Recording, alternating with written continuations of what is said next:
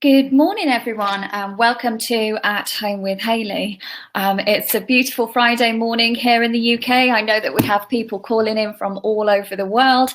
So if you could say hi in the chat box, let us know where you're calling in from or dialing in from, and just let me know that you can hear me loud and clear. That would be perfect. I can see we've got people that are coming through. Good morning, Laura. Lovely to see you again.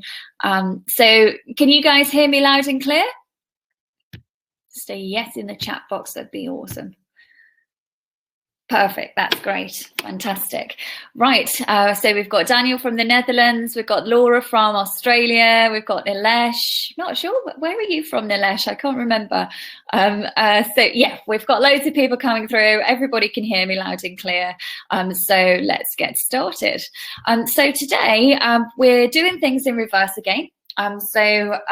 Thank you everyone for joining. This is At Home with Hayley for those of you that are new to this show. I am, of course, Hayley Andrews, and I'm the co-founder of Your Freedom Empire. So today we're going to be talking all things property. It's very much question and answers at the end. We will have a content piece. This week's content piece is slightly different and very real, and I'm excited to share the guest with you. And we will then have a market update at the end as well. So I can see everybody's coming through, so I'm going to get started. So this week we have a special guest, and many of you on the call will actually know him as Rob Leighton of RJG Sourcing. So he's actually here today to talk to you about something outside of sourcing. So I'm going to introduce Rob Leighton here. Say hi, Rob. Hello, hi all. Brilliant. So Rob's going to be talking to you about a project that he's been working on, and it's an absolute gorgeous project. I can't wait to see it.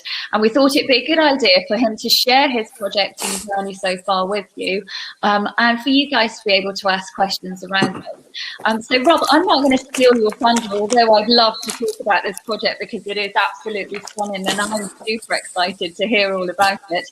But I'm going to let you talk about it as it's your baby. So if you want to tell the listeners just roughly what you're going to kind of run through with them today and then get started. Hey all. Hi Hayley, thank you for introducing me. I'm going to talk about my latest project, which is the Project Victoria Hotel, or the Vic Pub as the locals know it in my area. You have to keep me in line, Hayley, because this is a passionate project of mine, and as it's something I've been after for the last few years, and we finally got it earlier this year. So this pub here, see from the first slide, it's a very iconic building in the town. It's been closed since 2012, and as you can see, it's been left to ruin a little bit. Or should I say, quite a bit. So yeah, I've been driving past this pub for about 8 to 10 years, and it's been empty. I used to drink in there when I was 14 years old. One of the directors that I bought the property with actually had his wedding reception here and stuff. So it's got quite a lot of connection within the town. So the plan is to convert into 11 apartments. No, it's actually we've actually got 11 apartments. I thought we got an extra. I thought we sneaked another one in, but we didn't. And 4 commercial units. So I'll talk about them as we go through. But yeah, it's very passionate. It's a big thing about the town and stuff. It's got a lot of people talking. We've had the MPs come out and see us and stuff and things. So it's sort of like making us like local celebrities and stuff. So it's. Is it listed? No, it's not. I'm really surprised it's not listed. The reason why it isn't is because it's on the corner of the 2 roads. So literally the building next door to it is listed, and across the road is a conservation area. So and you're just outside of that. You're very lucky. Yeah. So we're just lucky. Okay, right. So I'm gonna shut my camera down and turn my mic off. I'm in the background if you need me, but I'll join you at the end of your slides because I've got a few questions for you. Take it away. Thank you. Hey, also, as I mentioned, this is a historic building in the centre of Keighley, which is where I'm from. But born and bred in Keighley, which is near Bradford. A lot of people who know me know that I talk quite passionately about the Bradford area, especially Keighley. So this is the Victoria Hotel, or as I mentioned, the Vic Pub, where we spent a lot of time drinking in our youth. So this dates back to the 1700s. There's this pub, so it's been involved in the films such as Yanks with Richard Gere. So I did a post and tagged Richard Gere in, but he's not mentioned anything. So I'm a bit gutted about that. But hey ho. This building was originally built as a horse hospital, so it's had quite a lot of different lives over the years. And in the late 1900s, the late 1900s, I should say, it got converted into a pub, and there was a lot of discussions about about the name, why it's been called Victoria Hotel. Keighley is quite a Catholic town, and the person that bought the pub, or the person that bought the building, wanted to turn it into a pub, was Protestant. So he wasn't allowed to call it the Nag's Head, because it's not in line with Catholic religion and stuff. So he called it Victoria to choose it as being the victory over the Catholics, because he managed to get it through as the Nag's Head, but he wanted to rub it in their faces a little bit, so he called it rather than Queen Victoria, he called it the Victoria, as in victory. So there's a bit of history there as well around that. So in February 2021, after nearly 18 months of going through legals, and we finally managed to pick up the keys. I met the owners of the pub, who actually remembered me when I used to drink in there when I was a young'un. He remembered me when I came look around. We had built up a great relationship over that time, and we managed to finally get the keys picked up. So I met the owner after a night out in Blackpool, so I was a bit hungover and stuff to do the negotiation with him. So good tip for negotiations: get a bit drunk and then have a hangover the night before, and then attend the kids' party beforehand. So you just want to get that through. You want to get the negotiations through quickly, because you just want to go home and have a bit of a rest. So that's I don't do that on all projects and stuff, but it was just the way that the timing was. But it seemed to work out quite well. So there's 5 of us in the project. There's Dale, which is on your right hand side. He's the one that's had the wedding reception there back in the 80s.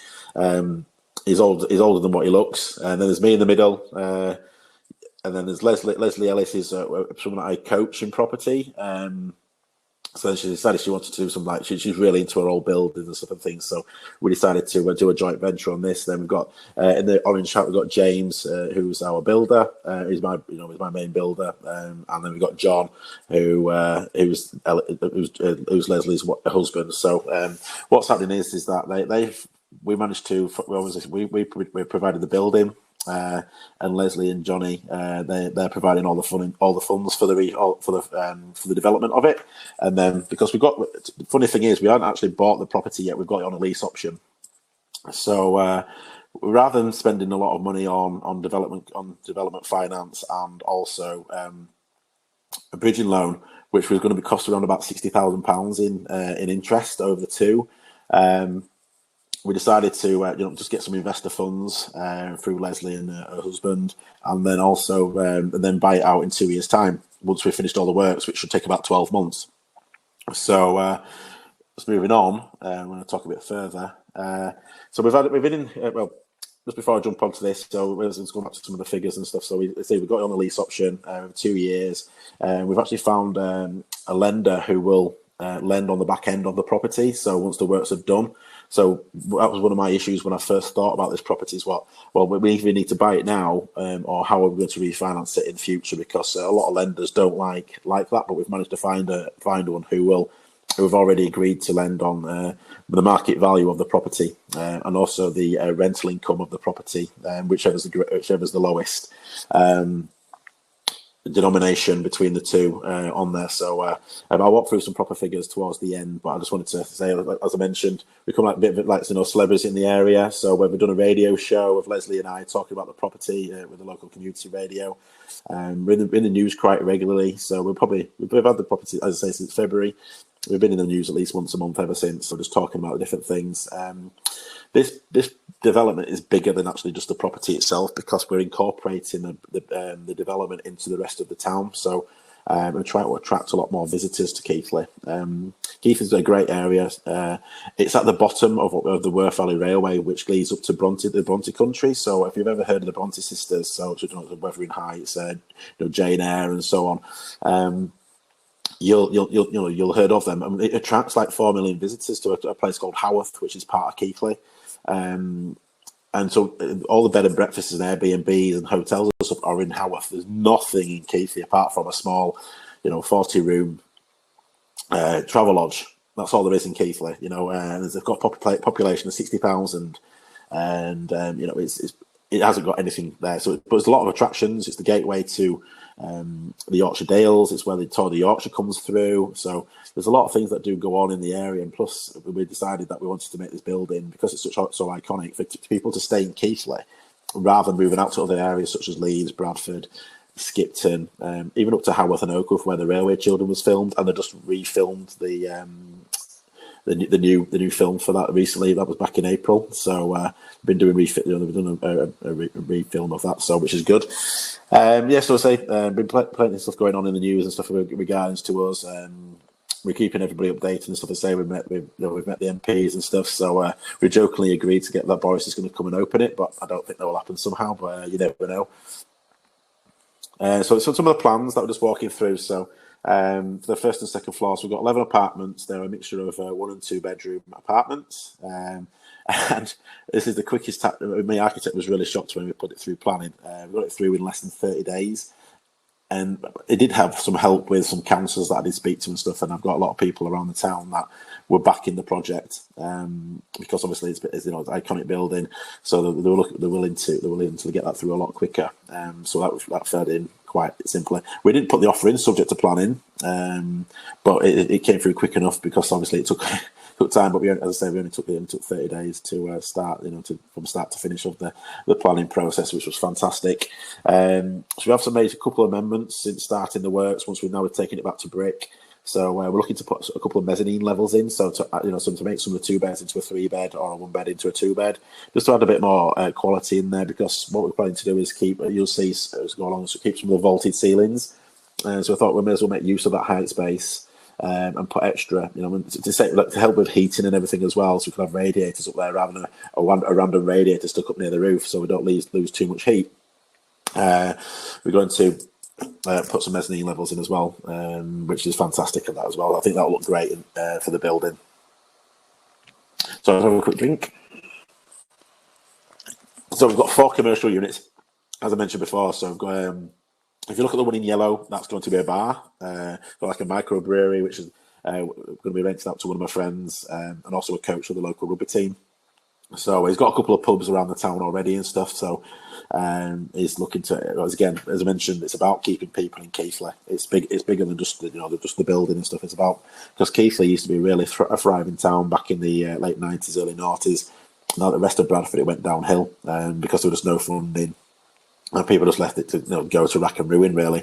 But things are changing. A lot of money is being pumped up into the area now, literally across the road from the pub.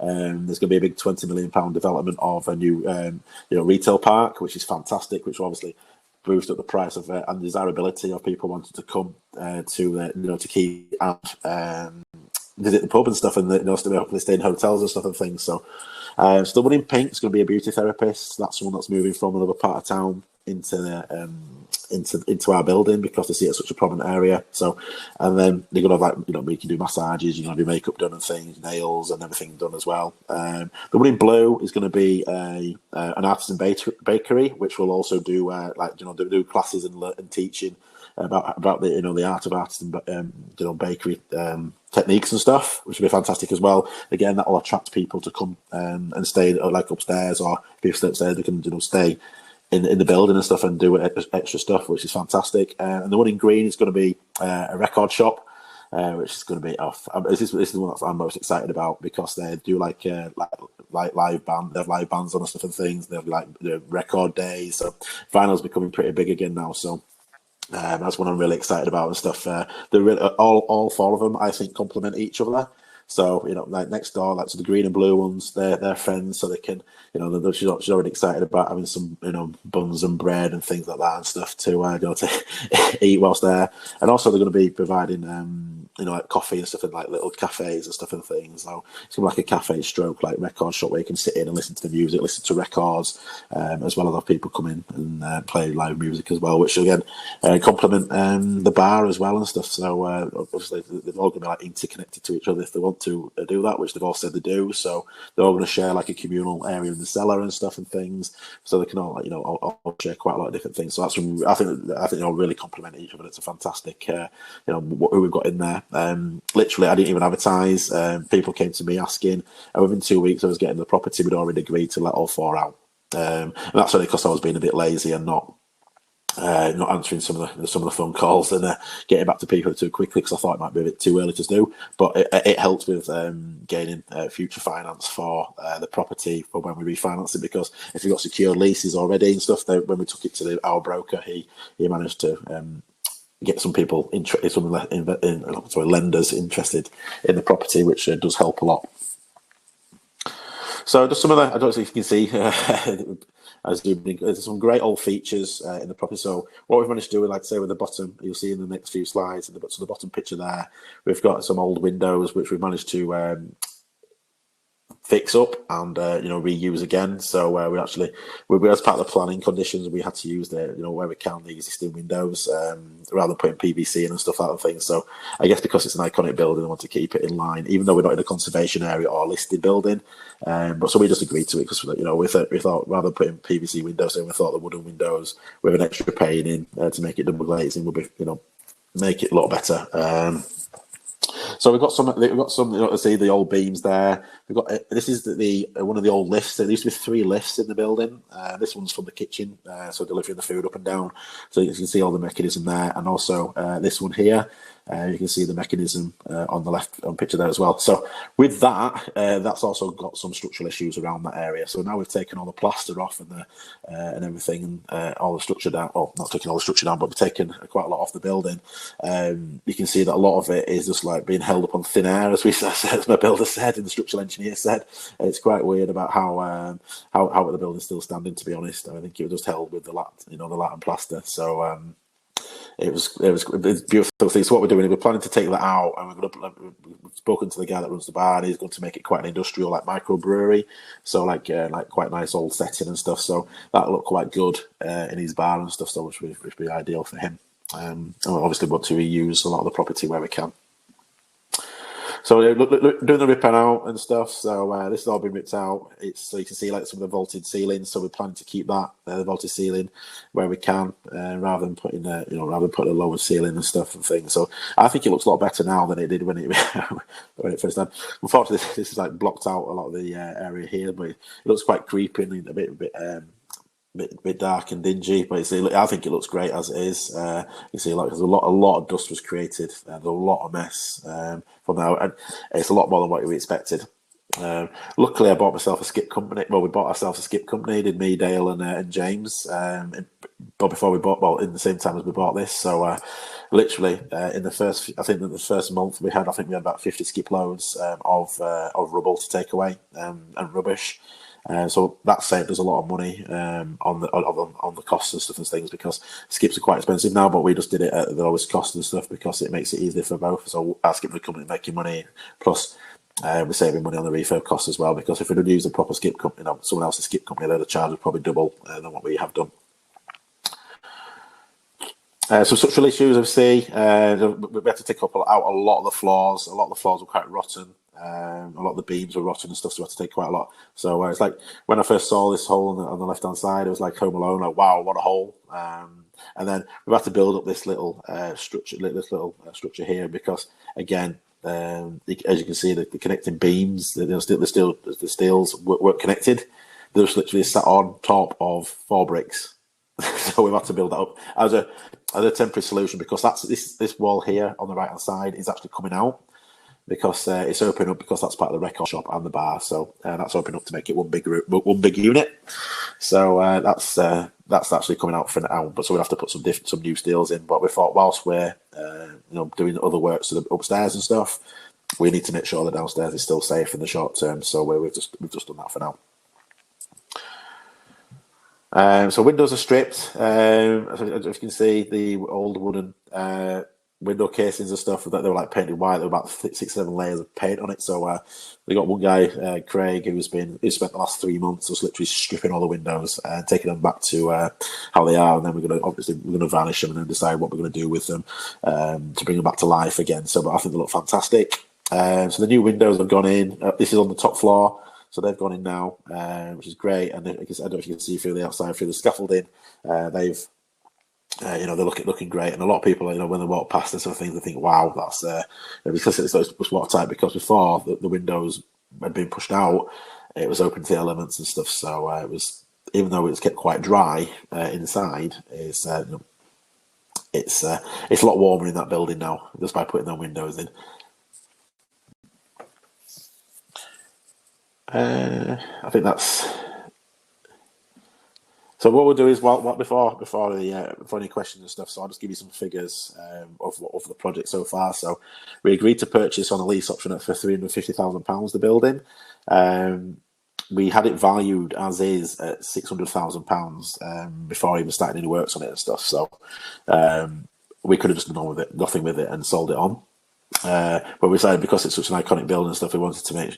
We've got a lot of 3 out of the 4 of us actually from Keighley, and we've got a lot of things to gain from from doing this project and stuff. A lot of attention from people. People are loving the project going on. Obviously, still have your doubters and stuff, but we've got we've got skin in the game because we're from the town and stuff, and we want to make the town proud of the buildings and stuff again and things. So we're talking to different people. It seems to be doing the right stuff. Just a shame that because of, as I say, with the England flag there with the Euros on and stuff, we used to watch the Euro. We used to watch England games in there quite a lot and stuff. So it's just a shame that we haven't got it ready. Someone commented on one of my posts the other day saying, if you'd pulled your finger out, we could have watched it in there, the England game against Germany the other day. But unfortunately, it's a long way off from being available to watch any football or any drinks and stuff in there at the moment. So figures wise, so it's because it's been empty so long and stuff like that as well. So it's we don't have to pay any rates or any bills on it and stuff, apart from water and gas. There's no gas in the property, so it's electric only. So we've got gas and water and stuff to pay, but we've got no business rates to pay on this one because it's been 0 rated. And in future it'll be 0 rated as well, because all the units are below 1,500 square foot. So that goes below the requirement for that, which is fantastic. So it'll make it better for the commercial tenants as well. Our budget on it is just over £500,000 to do the refurb. We've spent, as of last Friday, we've spent just short of £200,000 already on the property. So the windows around about £60,000-70,000, and just emptying the building and sorting out the structural issues. So we in one order we spent over £10,000 just in wood. It was quite heartbreaking seeing that seeing that happen just on some wooden flooring and stuff. So it's quite heartbreaking seeing that, but it's worth doing. So at this moment in time, we're about £60,000 over budget, but that's our contingency. So we've spent our contingency already, but we're in talks with, because Keighley's just been awarded £33.6 million on the Keighley Town on the government town funds scheme. So they've just signed for that, and we've submitted an application back in February for it. I spent a lot of time with Bradford Council and stuff talking about the project and stuff and things. So we're looking to get some money from that potentially to help with this building. So we've been reporting all the structural issues and stuff and things that we've had with that to bring it back to life and things that we have to do. So our original estimate of what we wanted to do the project for, so it's probably gone up to more around about £600,000 now overall is the budget. So, but the profit at the end, based on our figures, so we're going to be getting around about £50,000 for all 4 of the units, rental income per annum, and we're going to be getting around about £150,000 in rental income at 70% as a serviced accommodation. So based on our figures, that's being quite conservative at, like, say, £80 a night. So we've just based on that across the board. So at 70%, we think that we'll get around about £200,000 worth of rental income per year, which will be fantastic. So split between the 5 of us, it's a nice little income for us. So, and then the end value, we've had an offer on the property already, actually, at £1 million, but they wanted to put it as assisted living, which is I mean, everybody loves assisted living and stuff like that and things, but for this type of building, it's not suitable for that. Obviously, because of the commercial, because of the bar and things. Obviously, I think it would get rejected as an assisted living type property unless they change the people that was on the tenancy and stuff like that and things. So, but so we declined that offer because we know the property's worth at least 1.5 million once it's done up and stuff. So, based on a RIC surveyor that's come out and I looked through it before. So once it's based on our plans and our previous works, what plans we've had to do with it and stuff. So we've declined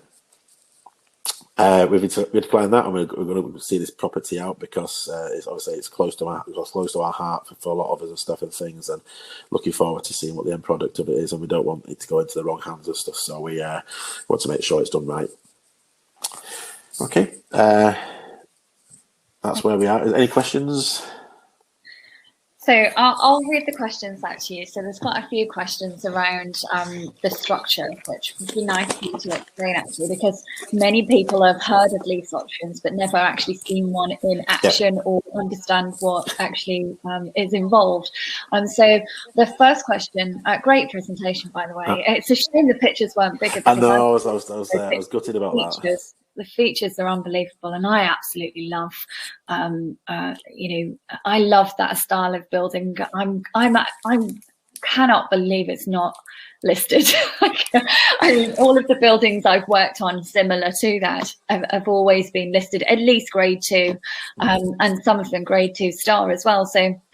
But anyway, it's amazing that you're actually, regardless of the fact that it's not listed and it's not inside the conservation area, you're still respecting the historical side of the building, and I think that's amazing. And one of the reasons I've been, following your project, and I'm still coming. I can't wait to come. I actually said to my husband a couple of days ago, I'm gonna book some time out of my diary because I want to go to Bradford and Paul, and I was like, I want to go and see Rob's project that he's working on. Well, you're more than welcome to any time. Yeah. So I can't wait to come and have a look. So is it okay if I ask you these questions? Of course, yeah. Feel free to do so. Yeah. Some people are not happy to talk about the finance side of it, but so Zemir, who's actually based in the UK, I believe.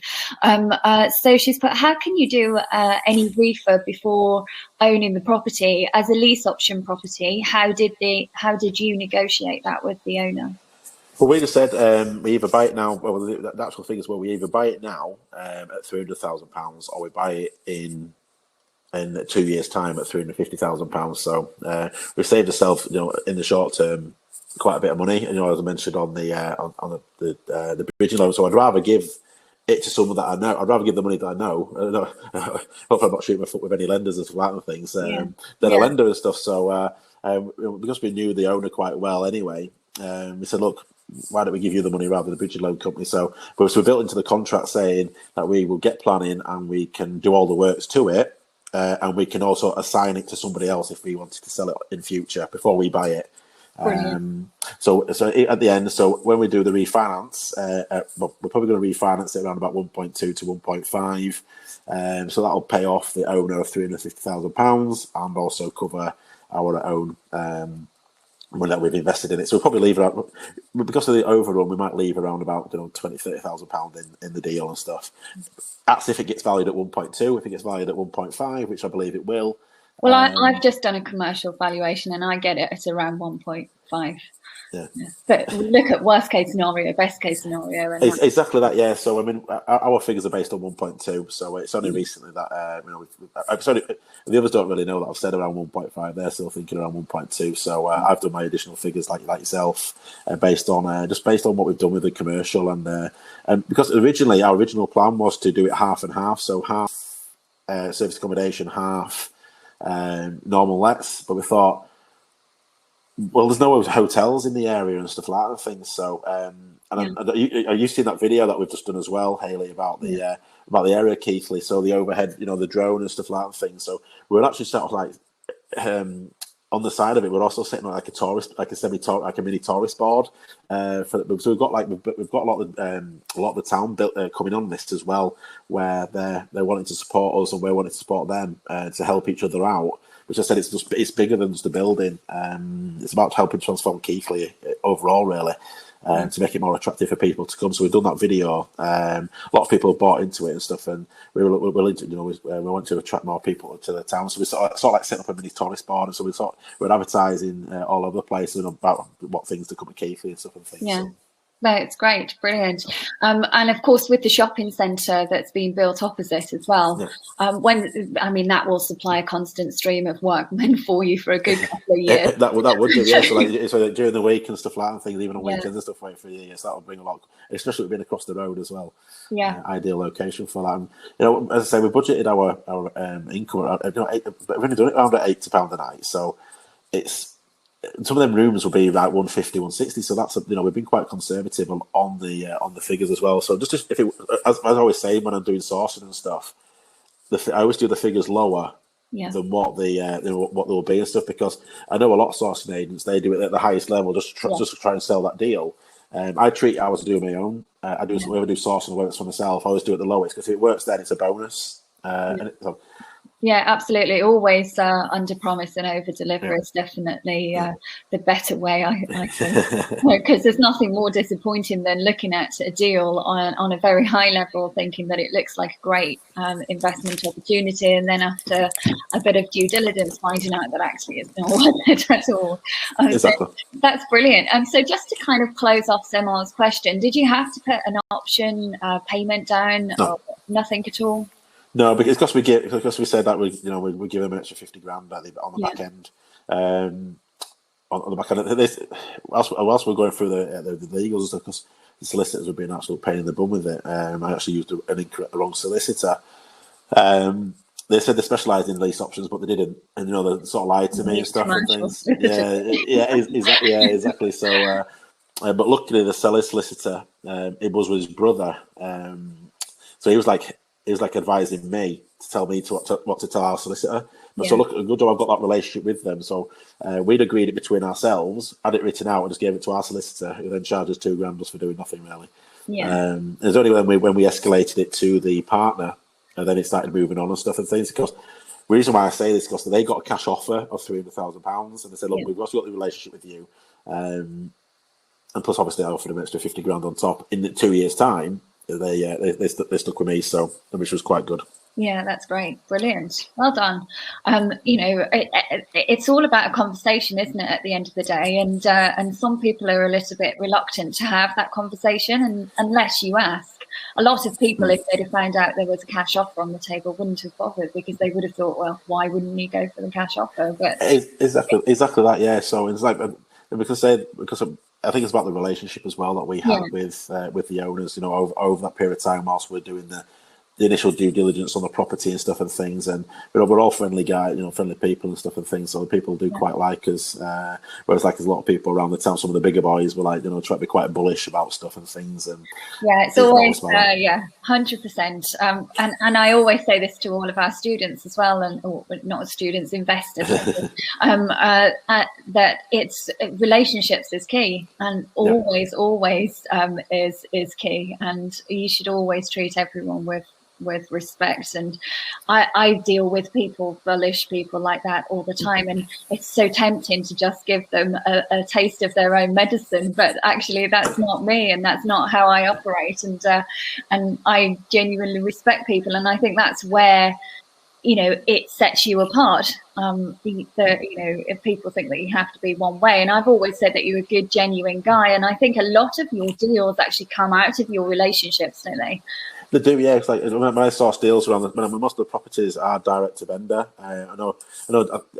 If Daniel's on the call and stuff and things, and I've just sourced him one up in Newcastle or two up in Newcastle and stuff, and brilliant. That's direct to vendor, but it's not my normal area. But again, that's like from a relationship. I've been working with someone in IT for a while and stuff and things, and he got handed down some properties from when his dad died and stuff, and now he's selling them all off and individually and stuff. So hopefully we've got a good deal for Daniel. We've got a bit of a headache, haven't we, Daniel, on the tenants and stuff and things, trying to get access and things. But it's just one of those things and stuff, Brilliant. But again, as you say, it's going back to what you say. It's about the relationships. I mean, the one especially around Keighley, because everyone knows me, everyone knows what we do.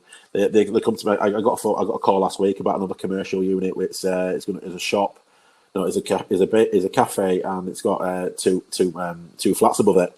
So they said, "Oh, do you know anyone that wants to buy it and stuff?" And so I'm just waiting for him to get back to me so we can arrange to view it and stuff again. But that's just probably giving me a lead because they know what we do and stuff and things. We know people buy stuff if they're good deals and stuff. So I've actually got someone potentially lined up to source it onto before I've even seen it. Because we've just got people queuing up waiting for deals at the moment, because I know we discussed earlier about it. I know we've gone off topic a little bit, but it's the way the market is at the moment. It's quite hard to find deals.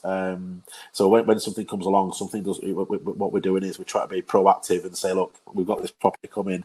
Who's interested in it and stuff and things, because it makes me look a lot better if I can source it on with a couple of days rather than it taking a couple of weeks to source on and stuff and things. And it's once I've done all that due diligence, it's ready to go and stuff. And people know that I'll put it out there and stuff to them and things. So that's great, and actually that's a great point, because I'm just gonna continue on that kind of trail of thought, because obviously you're an active investor yourself, but you're also a sourcing agent, and many people have found the last 12 to 18 months very frustrating as a result of obviously everything that's gone on.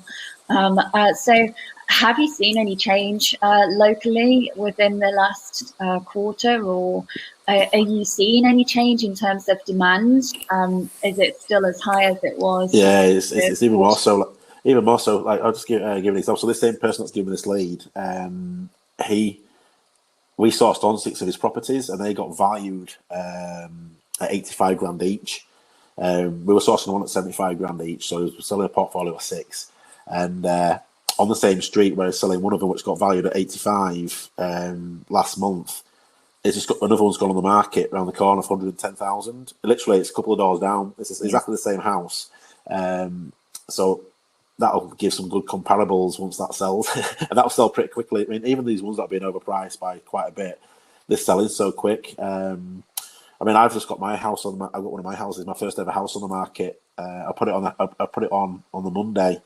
It had 3 viewings on a Friday. I got 3 offers, 10 grand over asking price. I haven't accepted them yet because I've got some viewings again on this weekend and stuff. So I'm thinking it's not just about selling it for the highest price; it's about selling it to the right person as well. Because there's a couple of these that I don't know over the value. I've been told to mess about a little bit, so I want to hold them off because I don't want to take it off the market and sell it to someone that really wants it. If they come in at asking price, then I'll sell it to them more than someone that's going to give me 10 grand more, because I'm not greedy. Because I treat my own investments like I do with like sourcing and stuff. I try and get the best deal and make sure that both of my clients who obviously selling the property and the buyers get the best, offer and stuff and things. So they get the best. I'd rather sell it to somebody that's not going to mess around and stuff, because at the end of the day, it's my reputation at the end of the day as well. I don't want to be messing around and stuff. But when it comes to demand, absolutely crazy. Never seen anything like it. It doesn't look like it's going to slow down anytime soon.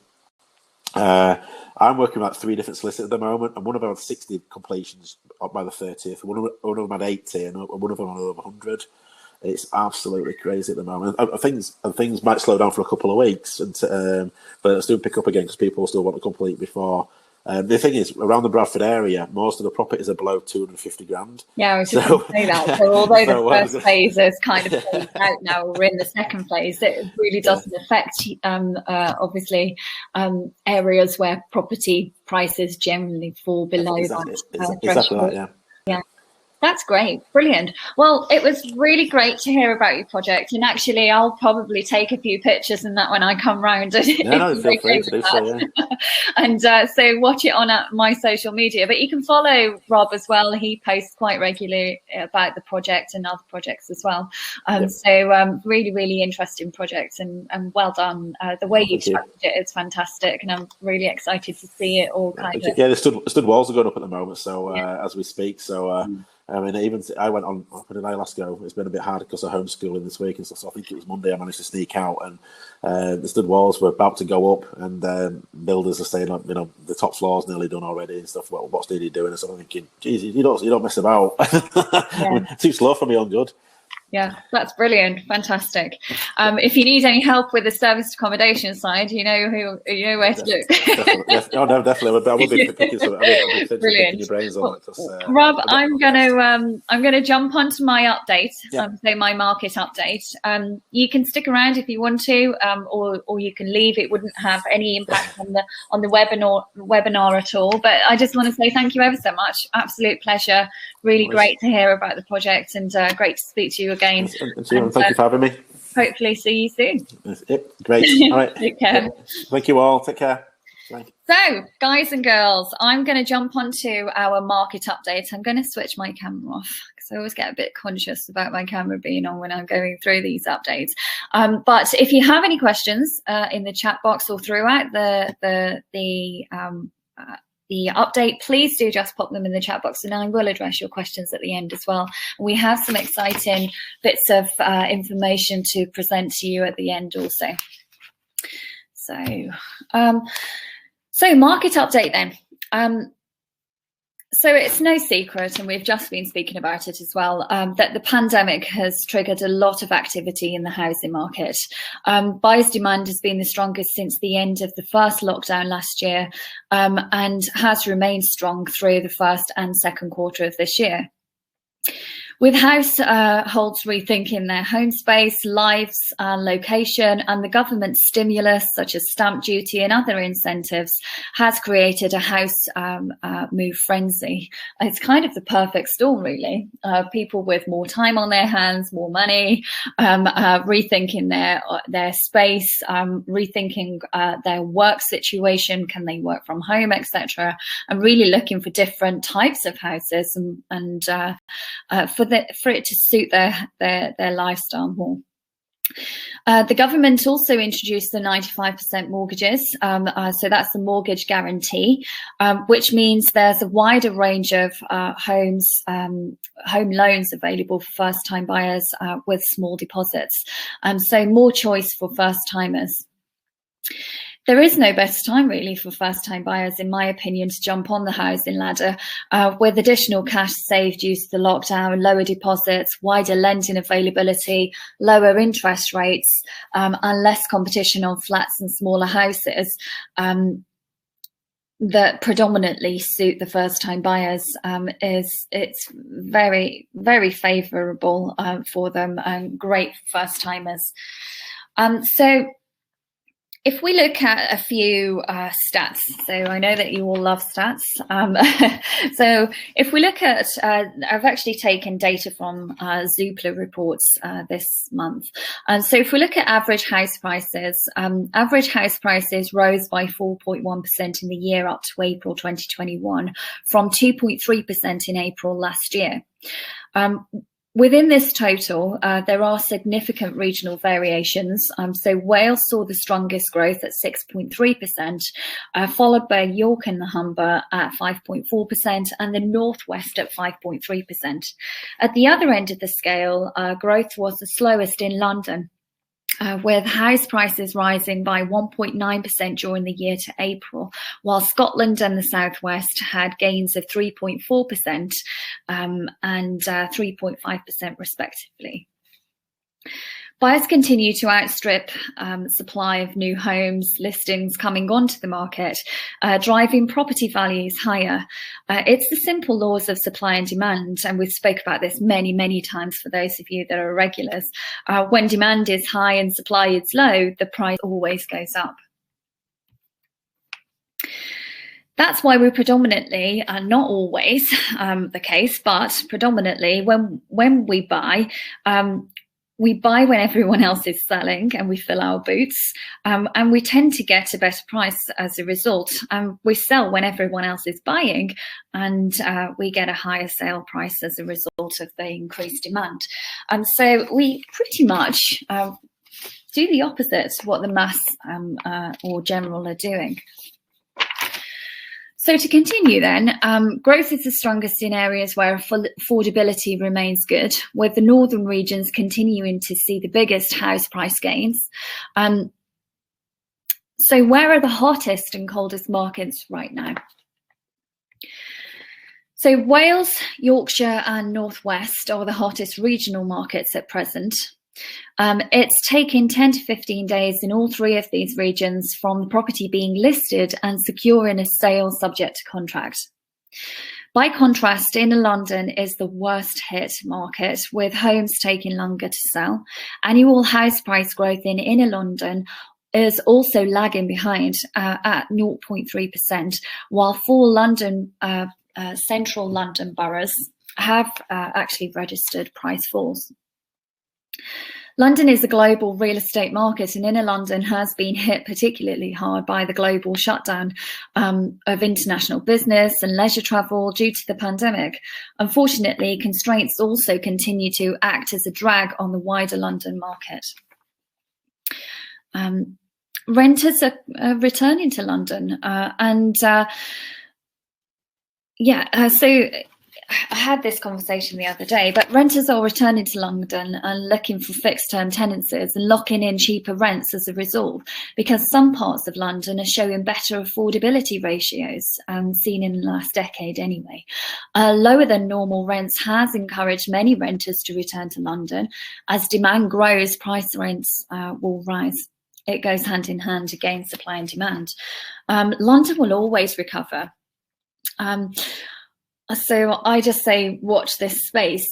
It's like I said on Property TV the other night. There was a question about North and South divide, returns in South versus the North, and has that, or will it improve with people moving out of London since COVID? And my answer, in short, was no. While it may have improved short term since the first lockdown during this COVID nightmare, we don't assess investments in the short term manner or on a short term basis. We have to look at historical trends and market fluctuations and the overall investment and its type, aka what are we looking to achieve? Are we investing for cash flow, or are we investing for capital, or perhaps both? I personally invest for cash flow, but in areas where I get both. I said to the panel, me representing the North and another representing the South, if you ask, or if you were asked, do you want your money now in your pocket, month in, month out, consistently for the next 10 to 20 years, or do you want to wait 10 to 20 years for your money? Only you can answer that question.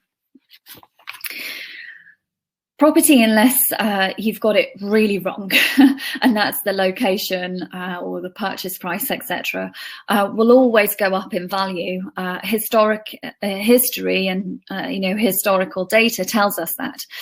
So why not enjoy the cash flow now, and the capital uplift can be a bonus for you later down the line. After all, we can only guess what the capital uplift year on year is, but we can't guarantee it. It's basically an informed guess. So in my opinion, you always calculate it as a bonus. You do not rely on it. So, slightly off track there, but while many have moved out of London, some parts of London have in the short term been affected, with worse hit areas of up to 9% drops due to COVID, with individuals moving away wanting more space, works and offices not in operation, etc. Bear in mind that since the lockdown has eased and some sort of normality has been regained, people are returning back to the cities just as we expected, and agents are reporting a flurry of young professionals returning back to city life. As I said, it will always recover, even if there are short-term fluctuations. I'm not keen on averages for that reason. While they have their place and are valuable in so many ways, in some way, averages make people panic and give much of a broad view, or too much of a broad view, and often don't take into account other varying factors, which is why you should always focus on your micro areas, understand any negative or positive impact market fluctuations mean to you and your investment type. These fluctuations really only affect you if you are looking to sell in a downturn or refinance, which is why we always have a second exit, timing plans, and always make sure that the property washes its face and cash flows for us. Cash flow is king. So the full reopening of the economy and the unwinding of lockdown restrictions has not been smooth, and cases have been rising dramatically if you're watching the numbers in the UK, and it's actually quite shocking. So while there's no there's nothing to report, another lockdown or anything like that. We have seen the lifting of the remaining restrictions in England postponed from June until July.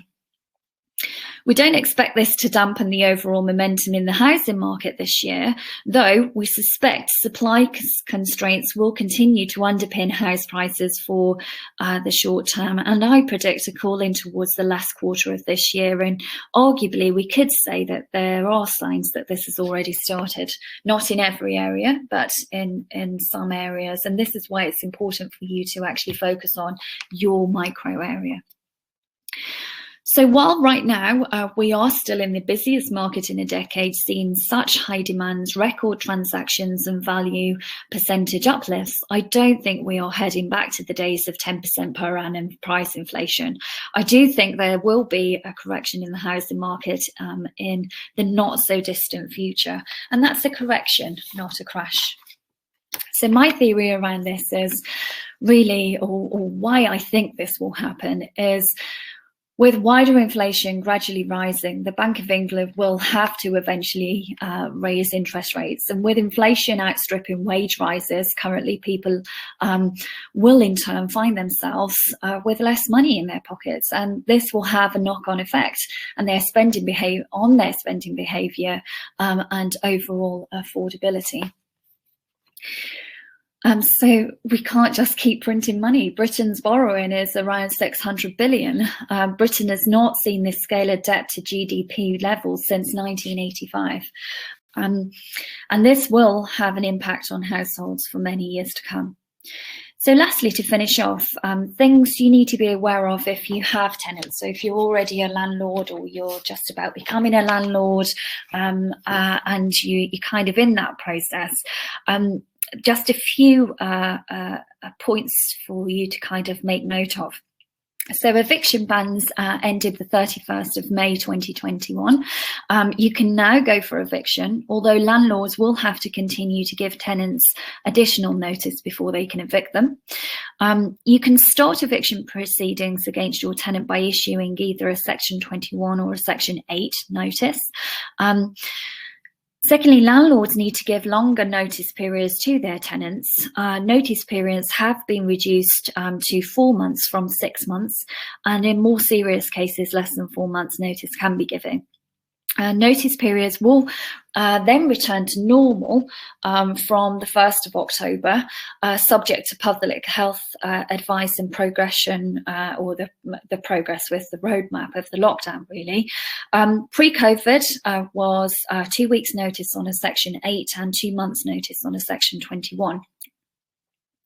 Scotland, landlords currently have to give 3 or 6 months notice for an eviction, depending on the reason for it, and 28 days in cases of antisocial behaviour and criminal convictions. In Northern Ireland, landlords must give 12 months notice, and that's 3 times the normal notice period of 28 days. The government has launched also something to be aware of, and something I've had dropped into conversations quite a few times over the last month. The government has launched a new debt respite scheme. I can never say respite. In the same in place. It's actually been in place since the 4th of May 2021, and this will give people in England and Wales legal protection from their creditors, which basically means you cannot chase arrears during this time frame. Anyone can apply for this, and during that respite period, you are not allowed to contact for up to 60 days. landlords now have to, so another thing that's been highlighted and for you to be aware of is landlords now have to demonstrate that electrical installations such as wiring, electrical sockets, etc. have been tested by a qualified electrician. We previously were required to have an electrical installation condition report carried out when a new tenancy was agreed. But as of the 1st of April 2021, you also need to have done on all properties with existing tenants as well.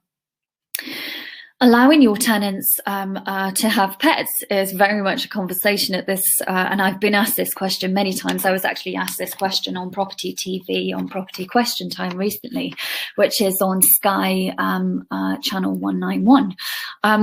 And many people are giving their opinion on pets and things like that, and saying how should government be interfering, etc., etc. And it's been a huge argument. But allowing your pets or allowing your tenants to have pets, so it's not yet an argument, guys and girls. This is under the new government model tenancy. It's a recommended tenancy. It's recommended as good practice. It is not law. So it's not law. It's still very much your choice. There is no reason for you to panic. You can refuse even under the model tenancy agreement, and notice has to be given, etc. So there's actually still a process that has to be followed, and there's still a choice for you to make there. It's not a law that you have to allow tenants to have pets in your rented properties. So stop panicking. When it becomes law, then we can have an argument. It's definitely not there yet, and I can't see it becoming that route either. So the introduction of the Renters Reform Bill. So this again was a conversation that we had many times last year, and that was delayed last year due to COVID-19, of course, and the pandemic, with the Housing Minister saying it will be taken forward once the urgency of responding to the pandemic had passed. With COVID-19 vaccinations successfully being rolled out, the bill could be back on the table by 2021. It contains several measures that would help tenants, including ending no-fault evictions, as known as Section 21. The bill will also see the introduction of a lifetime deposit scheme, enabling tenants to transfer their deposits from one property to another. Now, whatever comes, and I have this conversation all the time, and you know, some things are great, some things are not so great, some things are in favour of the tenants, less and less is in favour of the landlord more recently. But legislation, law, and everything changes, and I think this is the most important thing. It's not about it's about keeping abreast of everything that's changing, making sure that you're one step ahead of whatever those changes are, and finding a solution to that problem. And if you can do that, you will make money. Is it easier? Was it easier to invest 20 years ago and to be a landlord 20 years ago and find properties 20 years ago? Yes, absolutely it was. But was it easier 20 years ago? Was it harder 10 years after that? Yes. Is it harder now? Yes. But guys, girls, we're investors at the end of the day, and where we make our money is by identifying opportunities that other people don't see, and that goes the same with legal legislation, different things coming in, different things being phased out, different taxes. It's about understanding all of that and then working with it to your benefit. And I think that's the most important thing to really recognize here. While we have to know what's going on, and it's our responsibility to understand all of this, it's not about saying, oh, okay, it doesn't work anymore, because there's far too much red tape, there's far too much legislation, you can't buy the deals as low, the days of leveraging are gone. All of that is rubbish, and it's still very much a good solid investment. The demand is still very much there, and there's still excellent opportunities out there for you. You just have to find them. Yes, it is harder for you to find them now, but that's what you have sourcing agents for. That's the name of the game. If it was easy, everybody would do it. Right, so I'm going to pop my camera back on here now. I don't think that we have any. I'm just going to have a quick look through the questions. So, how do you handle the tenant when the floor is damaged if you have allowed the tenant to have pets? So, I mean, at this moment in time, Samuel, again, like I said, it is it's your choice. So you don't have to allow your tenant to have pets. If your tenant has a pet in there and it was they haven't informed you, etc., then of course you have the deposit, and you can claim damages. Unlikely that you will be able to get that back, but this is why we have insurance in place. You can take out pet policies, etc., and you can cover yourself that way. I personally don't allow pets in my properties. A couple of them I have, and previously before I have. But they tend to be just standard buy-to-let properties, and tenants that have been with me for quite some time. They've informed me that they want a pet, etc. We've taken a pet policy out to ensure any damages that the pet may do to the property. And I can tell you, pets are a nightmare. I've just had a puppy. So I have now 2 dogs, and she's a beautiful dachshund, and she is this big. So she's a pocket puppy, basically. In one day she destroyed my house. So I understand where people are coming from, and I'm a responsible owner. So what classifies someone as a responsible owner? I left her locked up for a couple of hours. I came back, and it was destroyed. The house was destroyed. She chewed all of the doors, my shoes, everything. So I get where of course the concern comes from, but there is no cause for concern at this moment in time, because it's not law. It's recommended as good practice. You don't have to go down that route, and you can refuse.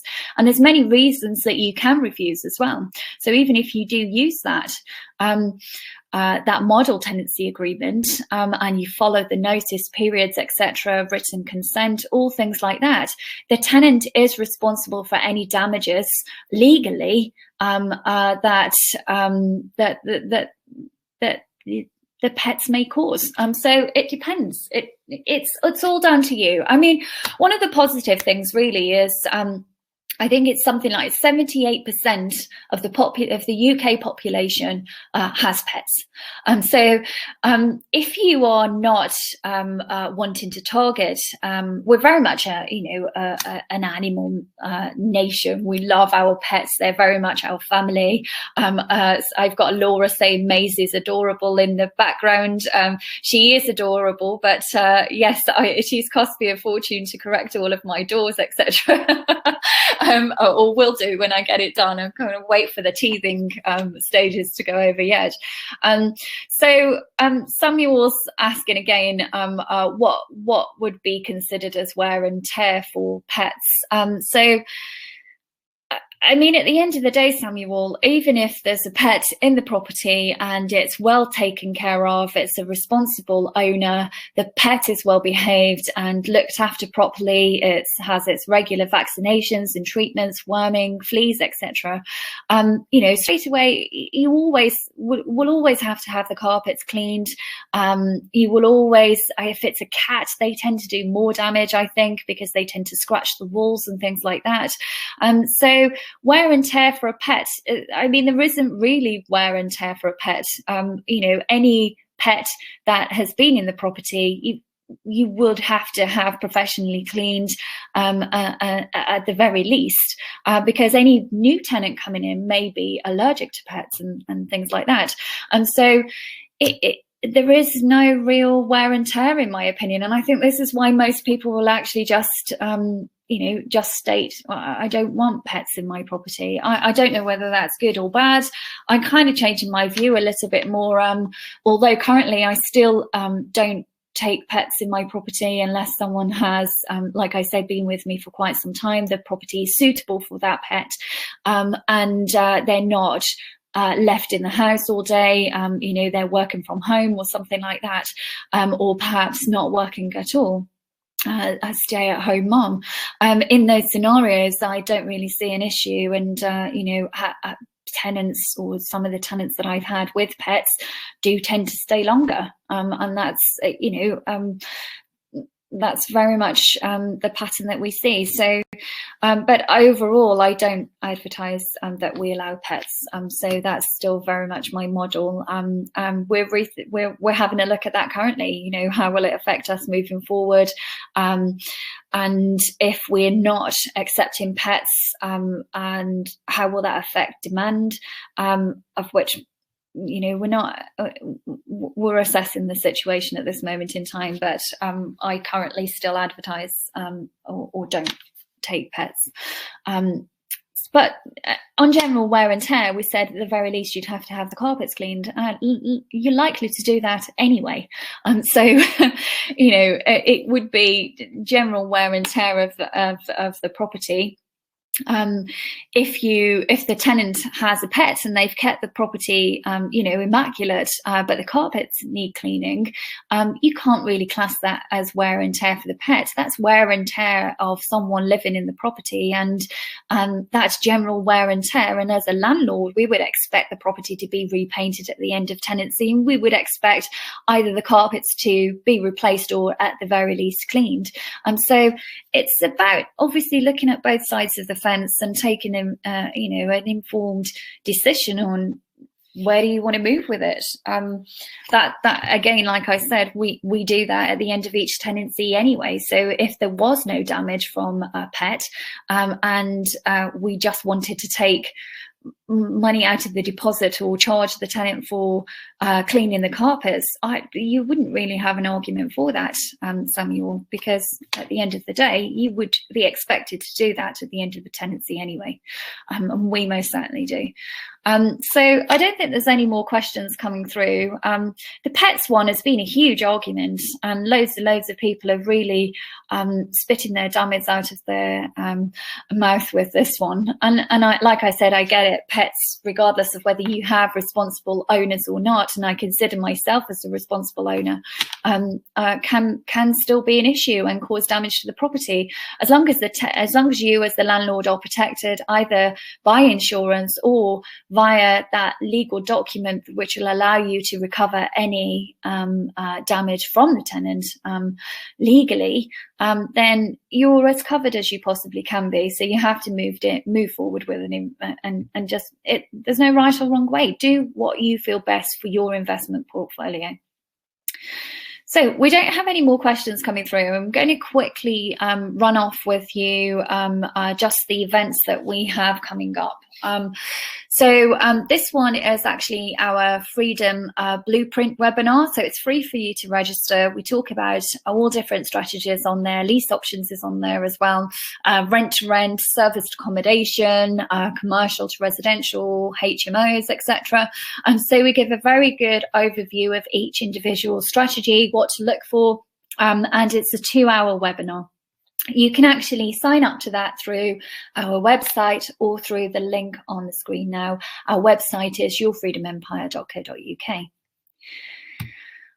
We actually are doing a live property success convention, of which I'm super excited about because it's held in our training facility. This is our ballroom here.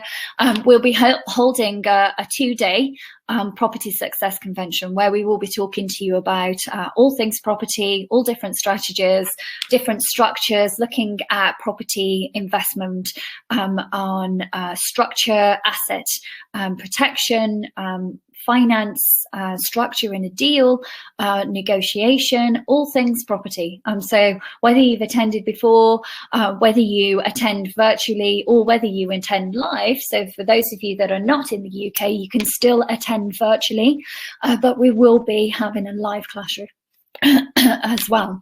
Now, obviously, due to COVID, the spaces are limited live, as many people can join virtually. We do tend to keep the groups low, just so that we can get around everyone and answer the questions. So if the group does come to full capacity, we will just email you to let you know that you can attend the next event.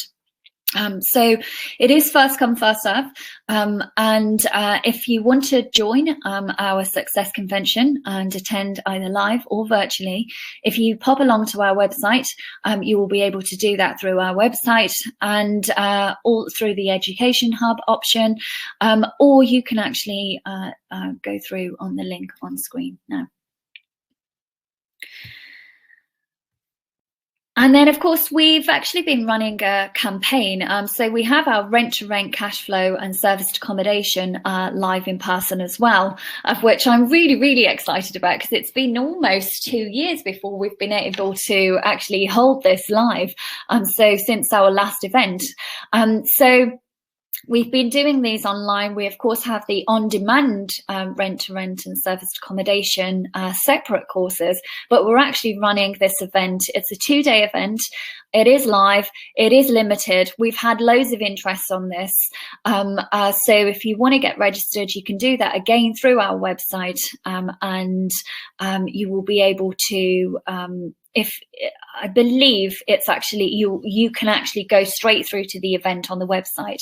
If not, or if you have any issues with that, because this was only updated yesterday, please do pop an email to admin@yourfreedomempire.co.uk, and they will be able to send you the information to register for that. But I'm pretty sure, 99.9% sure, that you can do that again through the Education Hub, and be able to pick up a live class event on there for that particular course. But this will be talking about rent-to-rent. So rent-to-rent as a way of obtaining the property or controlling someone's assets, and then applying either serviced accommodation, which is a great strategy. We talk about serviced accommodation as a whole as well. So whether you are doing it on a rent-to-rent basis, adopting serviced accommodation, or whether you are owning that rent-to-rent, serviced accommodation unit and running it yourself, or through a management company. We talk about all different ways of that, and it's very, very in depth. We talk about research because it's very different. We talk about areas. We talk about profiling that area. We talk about inbound, outbound, domestic. Who are we targeting? Finding our competition, pricing ourselves within that, and stress testing our serviced accommodations as well. So it's very, very in-depth course, absolutely, we get unbelievable feedback, and always have done, from hundreds and hundreds of people that have sat this training. So if you are interested in that, please do let us know, and we'll see you live. How exciting! And then, of course, I don't know whether any of you are aware of this, but I've actually been on the panel of Property Question Time, which is Property TV, and that is on Sky channel 191. It's on Thursday evenings at 8 o'clock, and there's different guests all the time, and I'm a regular on there as well now.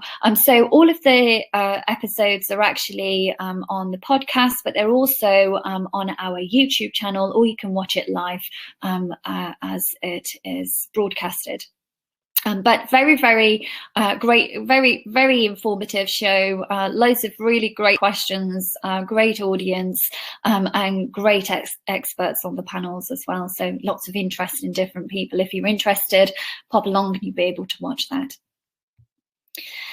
And then, of course, again, just to kind of wrap it up, that we still do these free consultation calls. And for those of you that have had these calls, you can obviously confirm that this is not a sales call.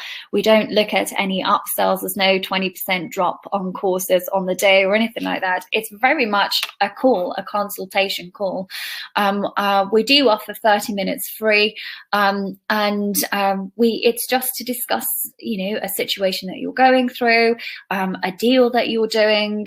It could be anything at all. So it's very much just being able to speak to an expert, and it's been our way as really giving back throughout the pandemic with people that have found themselves in sticky situations and struggling with different issues and perhaps not having the support that they would have previously, and just people that are outside our network as well. So you don't have to be part of Your Freedom Empire. For those of you that are actually with us, you have lifetime support, and you have regular webinars, regular support studios, regular Zoom meetings, etc., and even have us as mentors on WhatsApp.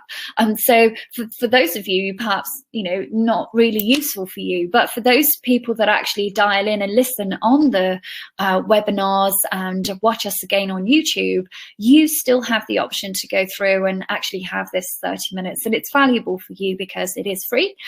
You're speaking to an expert, and hopefully we'll be able to help you with whatever questions that you may have. And of course, these webinars are for you. So the next webinar is on let me just confirm, the 6th of August at 9 o'clock UK time. And we will have another guest for you. For those of you that can't be present on the day, please feel free to pop your questions through to admin at Your Freedom Empire, and we'll make sure that we read them out during the session. Of course, you can then watch it on YouTube for the replay. But that's pretty much it. So any suggestions on people that you would like us to bring to the show, or topics that you would like us to cover, this is very much for you. We hope that you enjoy it. We hope that you found it valuable. It's Friday. I hope you all have an awesome weekend and an excellent month. I will see you again on the 8th of August. I'm going to love you and leave you and say thank you. Also, thank you to Rob as well, and thank you to all of you that are listening in. Stay safe, and I'll see you all on the next webinar. Goodbye for now.